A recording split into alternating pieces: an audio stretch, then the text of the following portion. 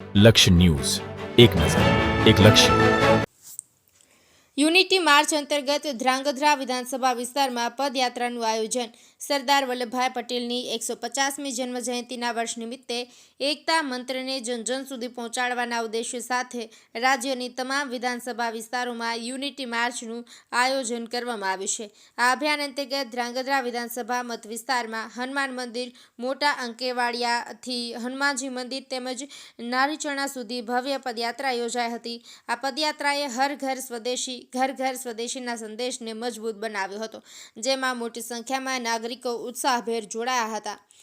સાંસદ ચંદુભાઈ શિહોરીએ એકતા યાત્રાના મહત્વ પર પ્રકાશ પાડતા જણાવ્યું કે વડાપ્રધાન નરેન્દ્રભાઈ મોદીએ સમગ્ર વિશ્વને એકતાનો સંદેશ, સશક્ત સંદેશ આપ્યો છે, કારણ કે યુદ્ધોથી ક્યારેય કલ્યાણ થતું નથી। તેમણે આ એકતા યાત્રાના સંદેશને દરેક ગામ સુધી પહોંચાડવા પર ભાર મૂક્યો હતો। શિહોરાએ સરદાર સાહેબના નિસ્વાર્થ વ્યક્તિત્વનું ઉદાહરણ આપ્યું અને જણાવ્યું હતું કે જો આપણે નિજી સ્વાર્થ માટે લડતા રહીશું તો દેશને બચાવી શકીશું નહીં। વધુમાં તેમણે વડાપ્રધાન નરેન્દ્રભાઈ મોદીના સુશાસનની પ્રશંસા કરી હતી।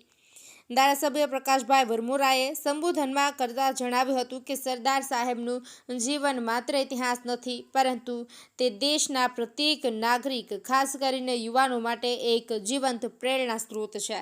તેમણે યુવાનોને માત્ર સરદાર સાહેબને યાદ કરવા પૂરતું નહીં, પરંતુ તેમના ત્યાગ, સમર્પણ અને રાષ્ટ્ર માટેના અખંડિત વિઝનને જીવનમાં ઉતારીને રાષ્ટ્ર નિર્માણના કાર્યક્રમમાં સક્રિય જોડાવા માટે આગળ આવવા જણાવ્યું હતું।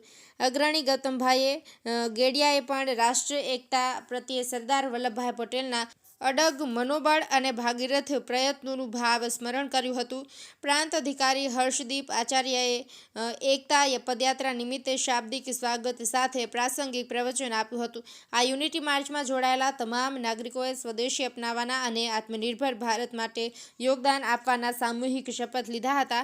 કાર્યક્રમમાં ધ્રાંગધ્રા નગરપાલિકાના પ્રમુખ કુલદીપસિંહ ઝાલા, જિલ્લા પંચાયતના સદસ્ય દેવપાલસિંહ તેમજ હળવદ એપીએમસીના ચેરમેન રજનીભાઈ સહિત જિલ્લા તાલુકા પંચાયતના અધિકારીઓ, પદાધિકારીઓ, મામલતદાર, તાલુકા વિકાસ અધિકારી સહિતના અધિકારીઓ અને મોટી સંખ્યામાં શાળા કોલેજના વિદ્યાર્થીઓ, નગરજનો ઉપસ્થિત રહ્યા હતા। દેવમ ત્રિવેદી, સુરેન્દ્રનગર। આજે સરદાર સાહેબની 150મી જન્મજયંતિ નિમિત્તે સમગ્ર દેશમાં દરેક વિધાનસભામાં પદયાત્રાના કાર્યક્રમો થઈ રહ્યા છે। આ ઉપરાંત અન્ય વિવિધ કાર્યક્રમો પણ થઈ રહ્યા છે। ત્યારે આજે સુરેન્દ્રનગર જિલ્લાના ધ્રાંગધ્રા વિધાનસભામાં પણ આ એકતા યાત્રાનો કાર્યક્રમ હતો।